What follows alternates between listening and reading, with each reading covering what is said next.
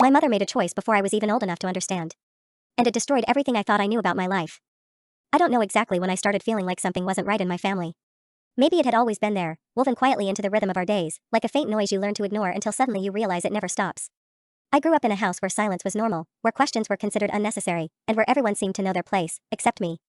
It took years to understand that the feeling wasn't rebellion. It was confusion. That strange, unexplainable sense that there was a hole in the story of my life, a missing piece everyone else quietly accounted for but never mentioned. Most of my childhood memories feel ordinary. Breakfast at the same kitchen table, the same faint smell of old wood and instant coffee. My mother always moved quietly, her gestures small and careful, as though she was performing a role she didn't audition for but had learned by heart. My father was the opposite, loud in his silence. He barely spoke, but when he did, his words landed like stones. I don't remember him yelling, but I remember the tension his presence created, as if the air thickened around him and everyone else adjusted without thinking. I was an only child, or at least that's what I believed then. I used to envy kids with siblings, especially the messy kind of families who talked over each other at dinner, who argued loudly and then laughed even louder. Our house wasn't like that. We ate in near silence, interrupted only by clinking cutlery and my mother's forced small talk. She'd ask me about school, try to pull answers out of me with that soft smile she used to wear, but it always faded quickly when my father shifted in his chair. Looking back, I think she spoke mostly for herself, just to fill the air, to stop the silence from swallowing her. For a long time, I thought all families were like this. That everyone lived with a kind of invisible caution. That everyone avoided certain topics the way we avoided the back room near my father's old study. The door was always locked, and no one explained why. I never asked. In our house, curiosity was considered impolite. Questions meant you didn't trust the adults, and trust was the only rule my father insisted on. Still, some things didn't match. Little inconsistencies that didn't matter on their own, but together formed an unsettling feeling. Like the way my mother would freeze whenever someone mentioned childhood photographs. Or how she'd change the subject abruptly whenever birthdays came up, insisting we keep it simple this year. And the strangest thing, for as long as I can remember, there were no baby photos of me in the house. Not one. No albums, no framed pictures on shelves, nothing. Just my school photos starting from the age of 7. Whenever I asked about it, my mother would answer too quickly, her voice light but tight, saying things like, "Oh honey, we never were the photo type." Or, "Your father didn't like clutter." Both excuses made sense in their own way, but not enough to quiet the unease. Especially because sometimes, when she thought I wasn't looking, I'd catch her gazing at a closed drawer as if she were afraid of what was inside. Growing up, I learned to ignore these moments, to tuck the strange thoughts into the back of my mind. But they never left completely. They hovered at the edges of ordinary days, resurfacing when something felt off, like when a stranger once stopped me at the grocery store, stared a second too long, and asked, "Are you?" "No, sorry, you just look familiar." I laughed it off, but there was a flicker in her eyes, something like recognition, and it haunted me for weeks. I didn't understand it then, but the truth had been following me for years, moving just behind me like a shadow I didn't dare turn around to face. I lived my life thinking I was simply anxious or overly sensitive. But now, looking back, it feels almost obvious. The signs were everywhere. I just didn't know what I was supposed to be seeing. I wish I could say there was a moment, a single, striking realization, when everything shifted. But it didn't happen like that. It began quietly, the same way everything else in my family always had. With a small, ordinary moment. One that didn't look like anything important at the time. It started the morning I found the drawer open. The drawer was open just a little, barely an inch, but in our house even that felt like a shout. Nothing was ever left half open. Doors, cupboards, drawers, conversations, emotions, everything was either closed or swallowed before it could slip out. So that tiny gap in the wood was the kind of detail that stopped me cold. At first I tried to rationalize it. Maybe I hadn't pushed it in all the way last night. Maybe I'd been tired. Maybe gravity or the old track had shifted. But as I walked toward it, there was this strange sensation, like the air around the drawer was slightly colder than the rest of the room. I knew it made no sense, I wasn't superstitious, but something about that narrow opening felt wrong. Not dangerous, just off. Like a whisper in a room where no one was talking. I pulled the drawer fully open. Empty. Completely empty.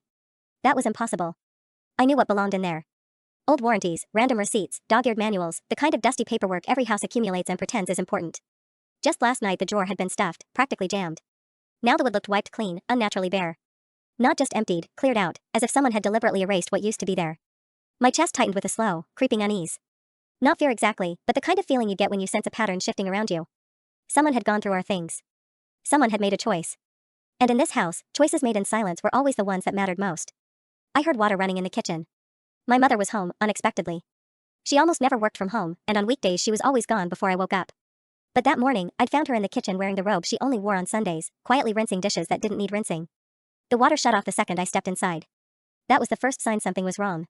My mother didn't freeze mid-movement unless she was startled or guilty. The sudden silence felt heavy, pressing against the walls. "Mom?" I asked. She turned too quickly, forcing a smile onto her face like a mask she kept near the sink just in case. "Yes, sweetheart? What is it?" She only used sweetheart when she wanted to soften something, or hide something. There was a tension in her shoulders that wasn't there earlier. A small tremor in her hand as she set the dish towel down. "The drawer," I said carefully. "It's empty." Completely. Did you clean it out? For a fraction of a second, barely long enough to be sure, her smile wavered. The edges tightened, then snapped back into place. I was just reorganizing, she said too quickly. I've been meaning to do it. That was the first lie. My mother didn't reorganize anything unless someone asked her twice. She hated dealing with paper, and she especially hated throwing things out. She always worried she'd toss something important by accident. And what was in it? I asked. Oh, just old papers, she replied, the words tumbling out. Nothing worth keeping. Second lie. A bigger one. Not because of the content but the tone, fast, breathless, rehearsed. Like she'd practiced dismissing the question and hoped I wouldn't notice the trembling in her voice. Then she did something I truly didn't expect. She stepped closer, put her hand on my arm, and spoke in a quiet, urgent voice. Please don't worry about it. Let it go, okay? It wasn't a suggestion. It was closer to a plea. Or maybe a warning. Her fingers tightened, just slightly, as if afraid I might pull away. I felt something in that touch, a subtle, shaking fear I'd never sensed from her. Not fear of me. Fear of what I might find. Okay, I said, though the word felt false leaving my mouth. She nodded, relieved too quickly, and turned back to the sink as though our conversation hadn't left a mark. But the drawer stayed open in my mind, sharp and silent. When I walked back to the living room, the gap in the wood suddenly felt like an invitation. Not empty. Not meaningless. Just waiting. Something had been there. Something important. Something she didn't want me to know about.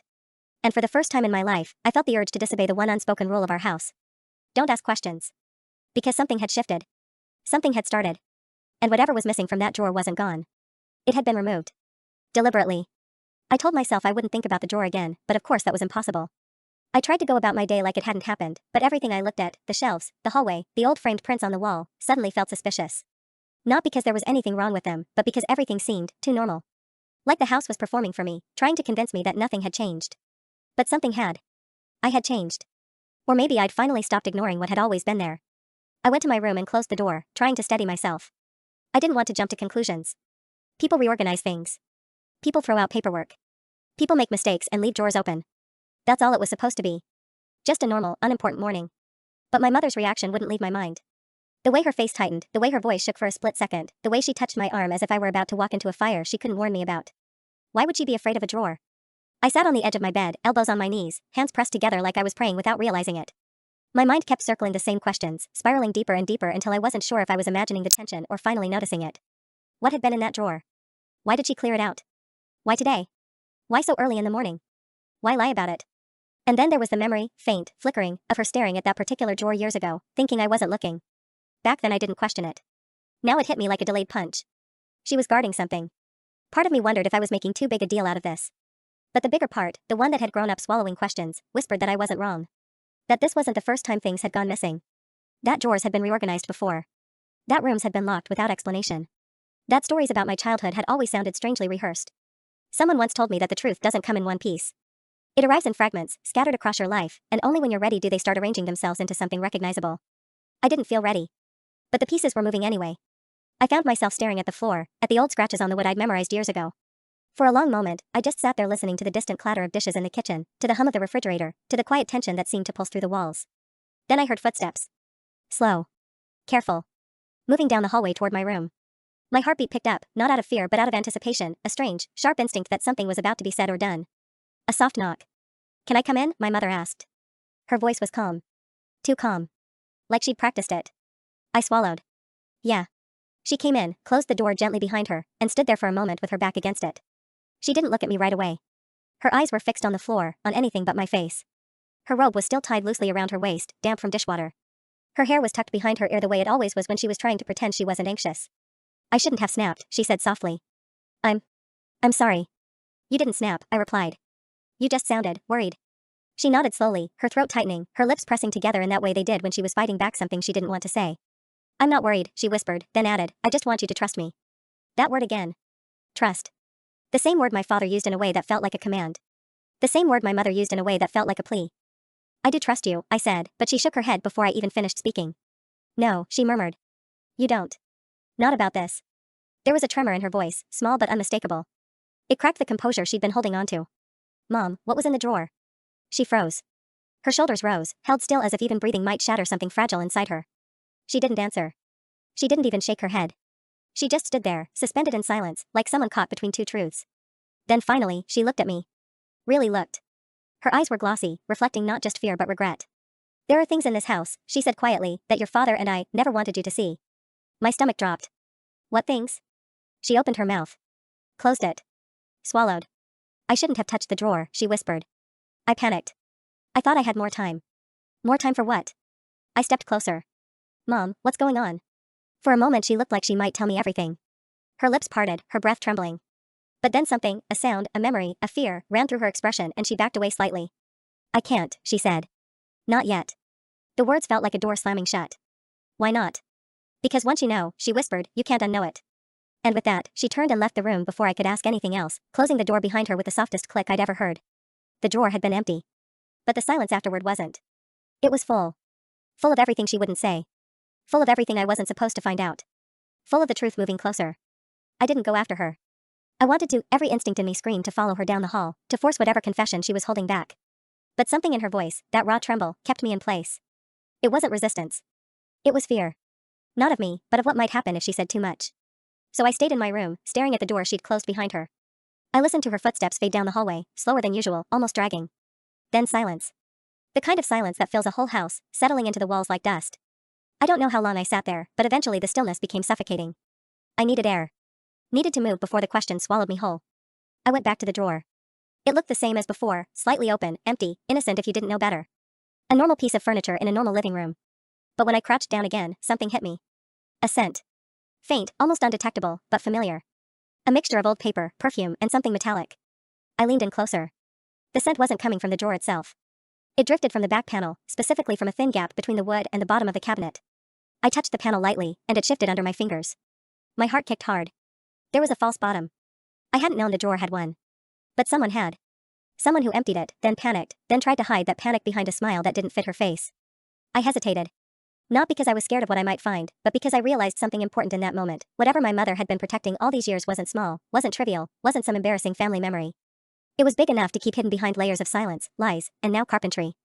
I slipped my fingertips under the loose board and pulled gently. It gave immediately, as if it had been removed before, recently. A thin packet of folded papers lay inside.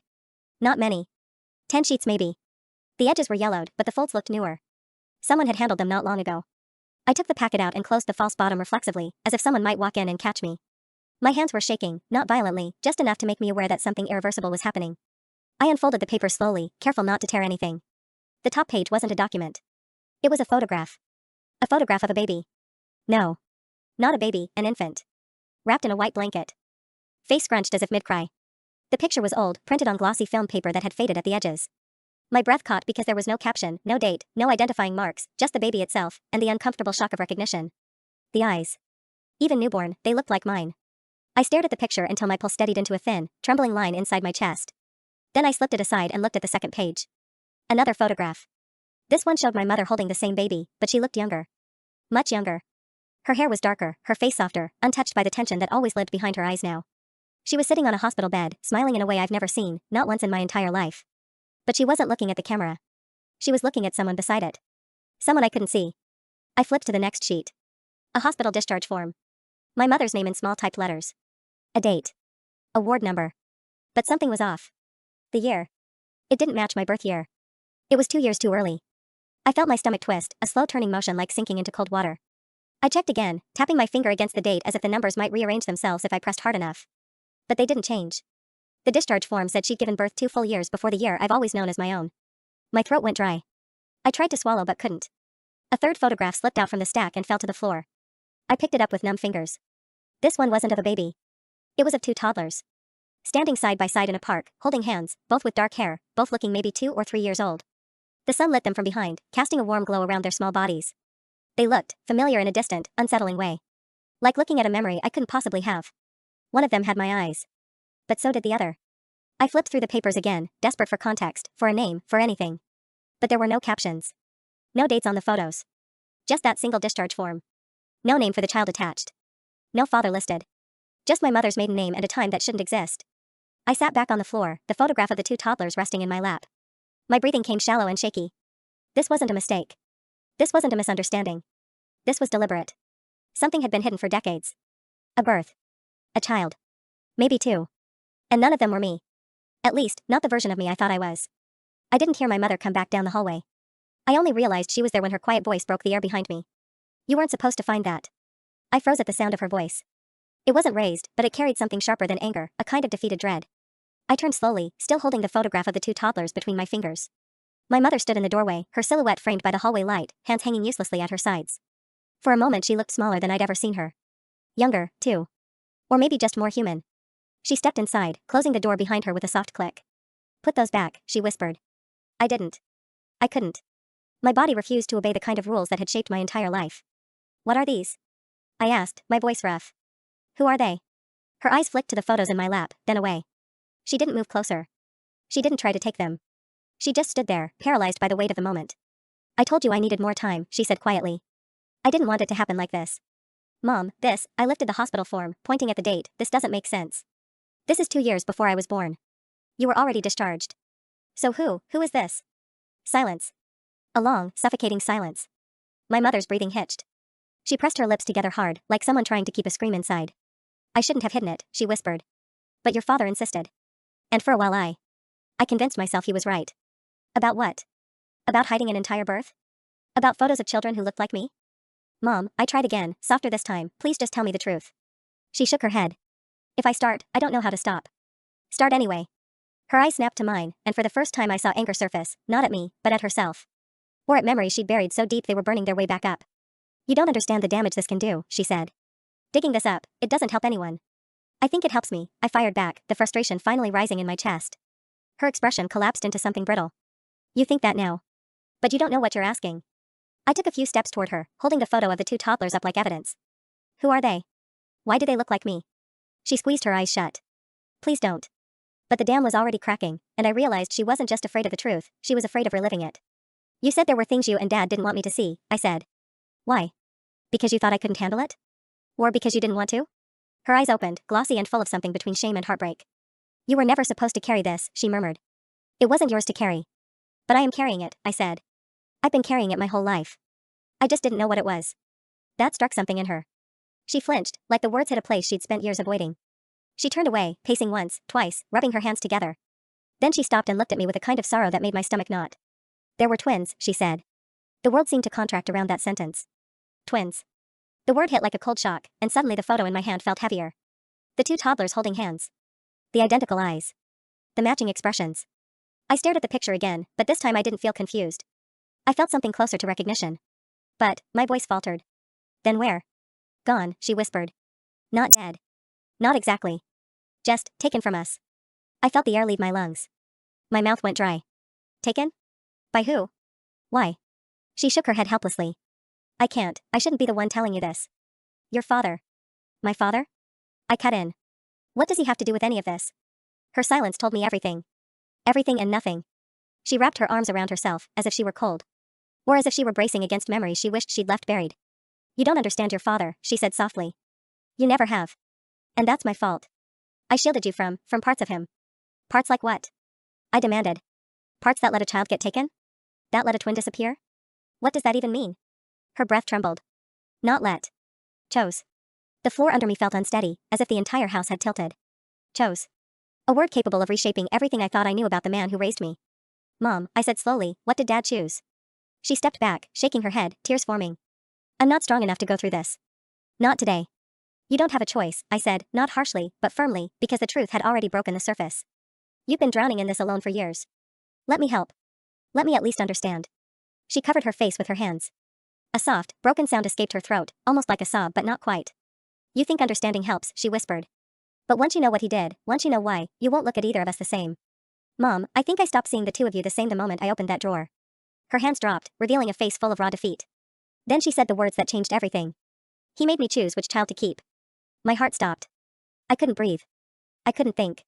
I could barely stand. "Choose," I repeated, my voice hollow. "Between the twins?" She nodded, tears spilling now, falling onto the robe tied around her waist. "I chose you." I don't remember sitting down. I don't remember standing up either. Everything blurred into a strange, hollow quiet, like the world had been muted and the only sound left was my pulse. Slow and heavy in my ears. My mother's words stayed suspended in the air between us, too loud to ignore, too devastating to process. "He made me choose which child to keep." It didn't feel real. It felt like some line from a story that couldn't possibly apply to my life. To our family. To the man I thought I knew, even if I'd never truly understood him. I set the photographs down gently beside me, afraid my hands might tear them if I held them any longer. My legs felt numb. My chest felt tight. My mother's breathing was uneven, the fragile kind that might shatter into sobs. But I wasn't crying. Not yet. There was a strange clarity inside me, shaky, but sharp. What do you mean, you chose me? I asked, trying to keep my voice steady. She wiped her cheeks with trembling fingers. Exactly what it sounds like. No, I said, shaking my head slowly. No, it doesn't sound like anything. Nothing like this should have been a choice. She sank onto the edge of my bed, the mattress dipping slightly under her weight. I stayed on the floor, unable to move closer. There was too much space between us now, not physical, but emotional, a kind of distance that felt impossible to cross. I didn't want to choose, she said. I begged him not to make me. But he had his reasons. What reasons? I demanded. Why would a parent ever do that? Why would he do that? Her lips trembled around the words she couldn't bring herself to say. Your father, she started, then paused. He believed one of you was safer. I stared at her. Safer? That doesn't even make sense. What could possibly make one child safer than the other? Her eyes darted away. That was all the answer I needed to know. She wasn't telling me everything. Or maybe she didn't know everything herself. I didn't understand it then, she admitted. Not fully. And he never explained it clearly. He only said that one of the twins couldn't stay. That if we kept both, she shook her head slowly. He said it wouldn't end well. A cold chill ran through me. Did he hurt the other one? My voice cracked at the end, soft and terrified. No, she whispered. Not like that. He gave him away. I stared at her, unblinking. Gave him away to who? I don't know. You don't know? I repeated, incredulous. You let your own child be taken and you don't know by who? She winced at the harshness of my voice, but I couldn't soften it. Not now. Not after this. I was 23, she said, voice cracking. I was scared. I had no family. Your father, he controlled everything. The money. The house. The decisions. He told me it was the only way to keep you safe. I didn't understand what he meant. I still don't. I felt something hot rise in my chest, anger, grief, disbelief, all twisted together. Safe from what? I don't know, she cried. I asked him again and again. All he ever said was that keeping both of you together would put you in danger. He said someone was looking for him. For us. For the babies. I didn't know if it was paranoia or truth, but he was so, she struggled for the right word. So certain. And I was too scared to challenge him. I closed my eyes, trying to steady the shaking in my hands. And you just accepted that? No, she whispered. I didn't accept it. I broke under it. That's different. I didn't respond. Couldn't. The idea of another version of me, another life, another child who shared my face, being handed away like an object was unbearable. The idea that my mother had stood by, powerless or unwilling, was almost worse. Why didn't you tell me earlier? I asked, my voice barely audible. She let out a long, shaky breath. Because your father made me promise. Because he said if you ever found out, it would put both of you in danger. And because some part of me wanted to believe he was wrong. That maybe the past would just stay buried. That maybe pretending long enough would make it disappear. But it didn't, I said. No, she whispered. It didn't. Silence stretched between us again. Heavy. Sharp. Then, slowly, something inside me shifted, a fragile, simmering determination. Where is he now? I asked. Your father? She whispered. No. The twin. She hesitated, her breath catching. I don't know. But you knew once, I said. You knew something. He didn't just vanish into thin air. She rubbed her eyes, exhausted. There was a family. Or someone who claimed to be family. Your father dealt with them privately. I wasn't allowed to meet them. I didn't even see them. He said the less I knew, the safer we all were. I felt sick. Physically sick. So you don't know if he's dead or alive? I pressed. No, she said, her voice cracking. I don't. I looked down at the photo in my hand, two children holding hands, unaware of the future being carved out around them. One of them was me. The other was the life I never knew. I stood up slowly. Mom, I said, I'm going to find out what happened. She looked up, terrified. No. Please. You can't. I have to, I said. I can't unknow this. She reached out as if to stop me, then withdrew her hand, realizing she no longer had the authority she'd once held. There are things you don't understand, she whispered. Things your father kept from both of us. I know, I said. And that's exactly why I need to find them. Her eyes filled with tears again, and for the first time, she didn't try to hide them. Just promise me, she said softly, that whatever you find, you won't let it destroy you. I didn't promise. Because I didn't know if I could. I barely slept that night. Every time I closed my eyes, the images from the folder flickered behind my eyelids like an old film reel, my mother younger, smiling with a baby in her arms, two toddlers standing in a sunlit park, the empty discharge form with no father listed. And that single impossible sentence she'd said earlier kept pulsing in my head with every beat of my heart. He made me choose which child to keep. I turned the words over and over, trying to understand, trying to accept, but there was no angle from which they made sense. Not for the man I'd grown up with. Not for the cold, distant, rigid father who'd raised me, not lovingly, but consistently. Predictably. He had been many things throughout my life, but cruel in this specific way? Capable of whatever choice meant in this context? I didn't know. And that terrified me more than anything. The sunrise came too fast, pale light creeping through my curtains and painting the room in a tired, muted gold. My mother was already gone from the house, the quietness told me that. She always moved with a certain presence, as if the house was too small for all the things she wasn't saying. Without her, the silence was different. Empty in another way. My father, however, was home. I heard him before I saw him. His footsteps in the kitchen, slow, methodical, like he owned each floorboard. A cabinet opening. A mug placed with deliberate weight on the counter. The familiar whir of the kettle. A normal morning. Except nothing about it was normal. I waited at the top of the stairs longer than I should have. My legs felt heavy, weighed down by everything I knew and everything I didn't. Finally, I forced myself down step by step, gripping the railing harder than necessary. I reached the bottom and turned the corner. He was standing with his back to me, pouring hot water into a mug. He didn't turn when he heard me. But he always turned when he heard me. Always.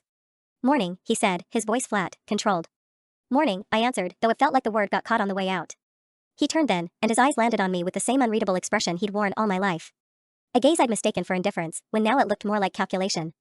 You look tired, he said. I opened my mouth, closed it, then finally forced the words out. I found something yesterday. His hand didn't shake. Not even for a second.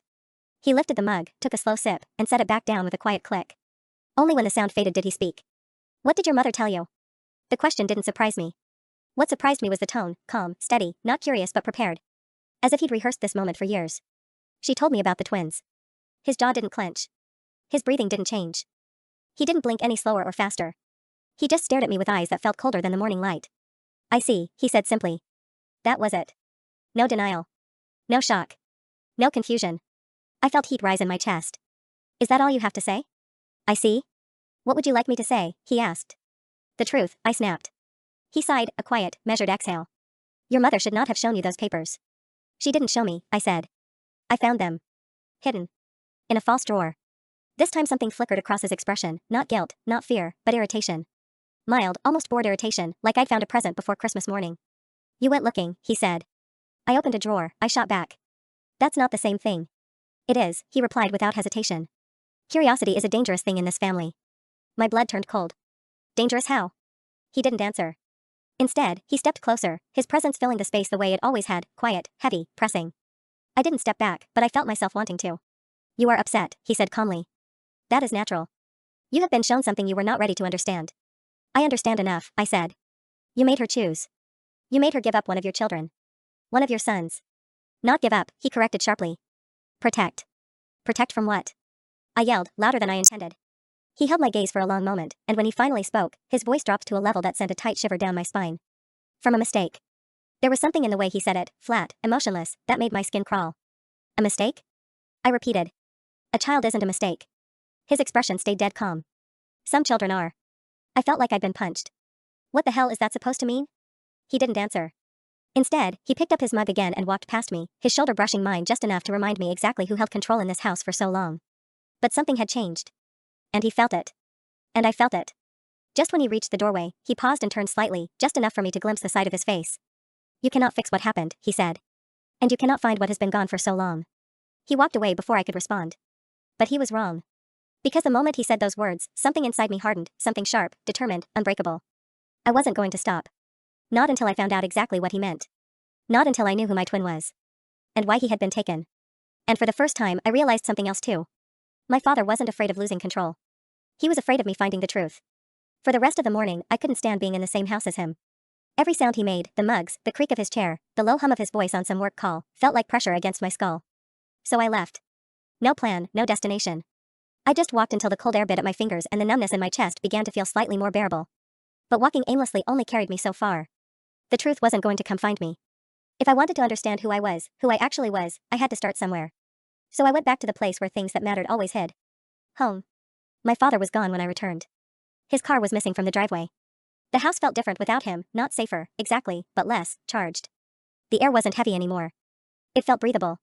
My mother was in the living room, curled up on the couch with a blanket around her shoulders. She wasn't crying, but she had that expression people wear after crying, hollow, quiet, drained. She looked up when I entered. He left, she said softly. I know. She nodded. He won't be back until late. It didn't sound like a warning. It sounded like a window of opportunity. I sat down across from her. Neither of us spoke at first. The silence between us felt different now, no longer a wall, but something fragile, like a tentative bridge neither of us knew how to cross. Finally, she exhaled. What did he say? Nothing that made sense, I replied. But he didn't deny anything. Of course he didn't, she said. Pulling the blanket tighter. He thinks what he did was justified. He always has. I hesitated. Mom. I need details. Anything. A name, a place, a date. Something I can follow. She looked at me with a mixture of fear and inevitability, as though she'd known this question was coming the moment she saw the photographs in my hands. I told you, she said softly, I don't know where he is. But you must know something, I pressed. Anything. Even something small might help. She closed her eyes and leaned back, sifting through memories she'd buried too deep. When he was born, she began quietly, the hospital placed both of you in the same file. They gave you one shared identification number until the paperwork could be separated. I leaned forward. So there is a file. Yes, she whispered. There was. I never saw it after we left the hospital. Your father took control of everything. But, her eyes opened slowly. I kept something. One thing he never knew I had. My breath caught. She pushed the blanket aside and stood, her movement slow and hesitant. I followed her down the hallway, past the kitchen, past the locked study door, past the parts of the house I'd always avoided. She stopped at the linen closet. It was one of the only doors in the house that had never been locked. She reached up to the top shelf, behind a stack of old towels, and pulled out a small, worn envelope. It was bent at the corners, the flap held together by tape yellowed with age. She handed it to me. This is all I have. My fingers trembled slightly as I opened it. Inside was a single slip of paper, no larger than a receipt, folded 3 times. I unfolded it carefully. It was a hospital bracelet. Old. Fragile. The writing faded almost to nothing. But not completely. There were 2 names. Not full names, just placeholders the hospital used before official birth records were completed. Baby A. Baby B. I felt my chest tighten.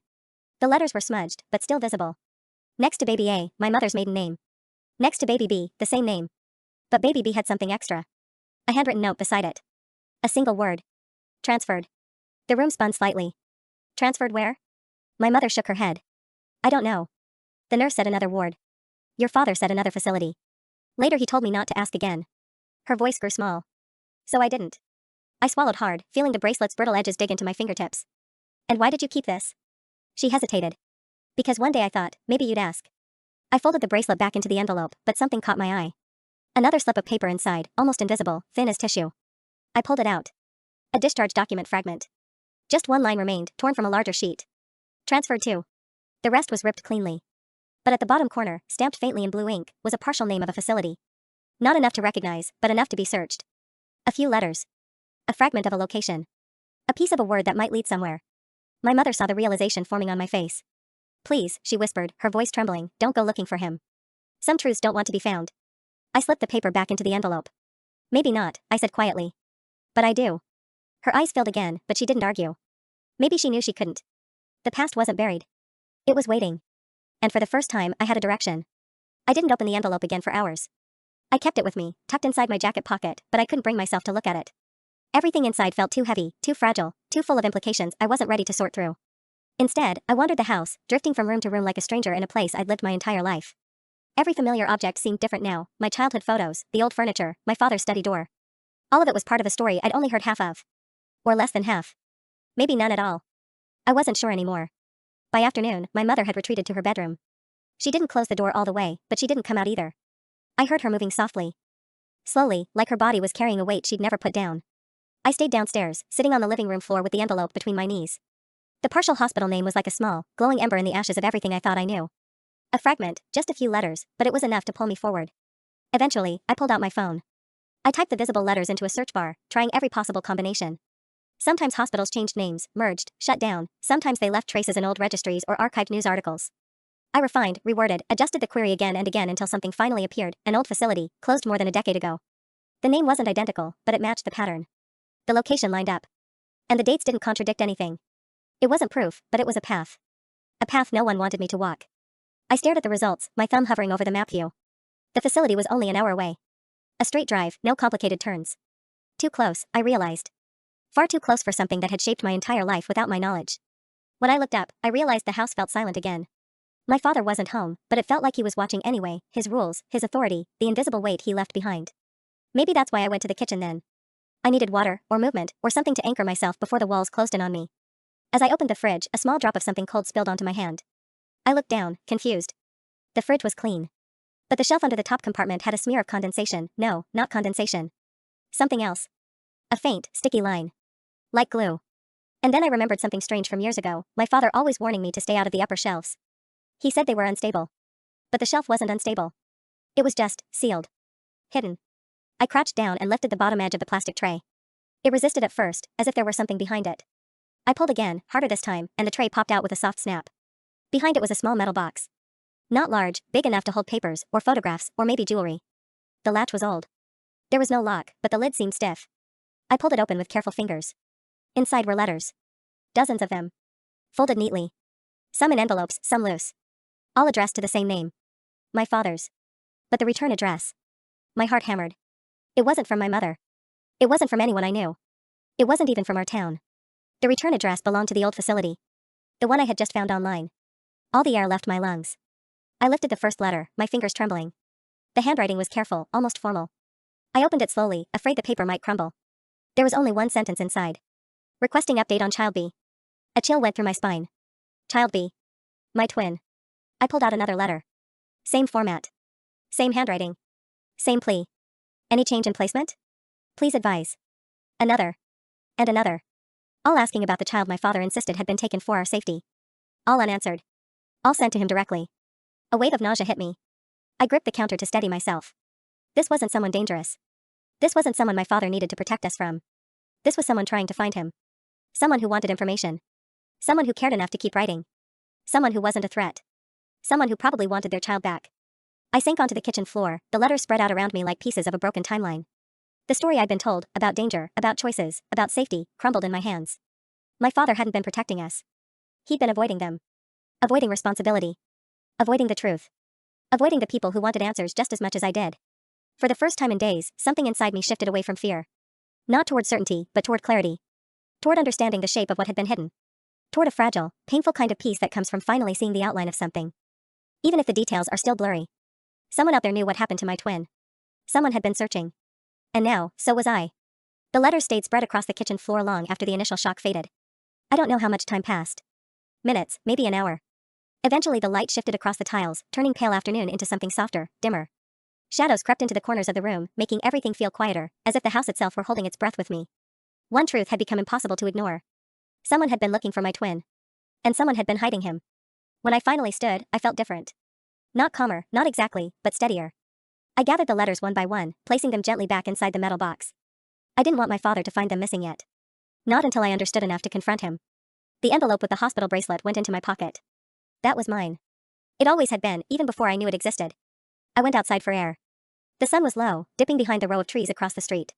Our lawn was uneven, patchy, and the air carried the scent of earth and old leaves. I sat on the front steps, elbows on my knees, staring at nothing and everything all at once. For the first time, I thought about the child in those photographs not as a stranger, but as someone who should have grown up next to me. Someone who should have shared birthdays, secrets, arguments, stupid fights about toys. Someone who should have known me better than anyone else ever could. A brother. My brother. A life that ran parallel to mine and then split away, forced down a path neither of us chose. And now he was out there somewhere, shaped by circumstances I could barely imagine, carrying a story that mirrored mine only in its beginnings. I wondered if he knew about me. If he had photos. If he had questions. If he ever felt the same strange emptiness I'd felt growing up, the one I never had words for. A soft rustling behind me made me turn. My mother stepped out onto the porch, wrapped in a cardigan that looked too thin for the weather. Her eyes were red, but she wasn't crying anymore. She sat beside me, her movement slow, as though afraid she might break something invisible between us. For a long moment, neither of us spoke. Then she said quietly, "When you were little, you used to stand at the back door and stare into the yard for hours. You looked so expectant. Like you were waiting for someone." I swallowed hard. Maybe I was. She nodded, as if she'd known that all along but never allowed herself to say it. "I used to wonder," she whispered, "if babies remember things. If they remember each other." I didn't trust my voice, so I didn't speak. "I'm sorry," she continued, her voice trembling. "For everything I didn't tell you. For everything I let happen. For everything I was too afraid to stop." "You were young," I murmured. "That's not an excuse," she said. "But thank you." We watched the sky together as it shifted into deeper shades of blue. A single porch light flickered on across the street. Somewhere in the distance, a dog barked. Ordinary sounds. Familiar ones. But I didn't feel the same. Something in me had reorganized, like puzzle pieces finally acknowledging the shape they were meant to form. "Are you going to look for him?" she asked softly. I didn't hesitate. "Yes." Her breath caught, but she didn't try to argue. "Not this time." "Then I'll help," she said. I turned to her. "I thought you were afraid." "I still am," she admitted. "But you won't be doing this alone." "Not anymore." Something warm spread through my chest, a fragile, tentative warmth, but real. For the first time in my life, I felt the distance between us shrink. "I don't know where to start," I said. "Start with the name," she said. "The one on the letters. The one you haven't opened yet." I blinked. "What name?" She reached into her pocket and pulled out a single folded sheet, one she must have taken from the metal box when I wasn't looking. You missed one, she said. My heart thudded. I unfolded it slowly. The handwriting was the same as in the other letters, deliberate. Careful. But this one was longer. A full letter. The first line read, I believe you still have him. Please, if anything changes, contact me. M. Hale. A name. A real name. Not baby A or baby B. Not hospital codes. Not fragments. A person. Someone who cared. Someone who was still writing after all these years. Who is M. Hale? I whispered. My mother shook her head. I never met her. I never knew. But your father, he kept every letter. That has to mean something. I looked down at the name again, the ink faded but legible. It wasn't much. But it was enough. A direction. A beginning.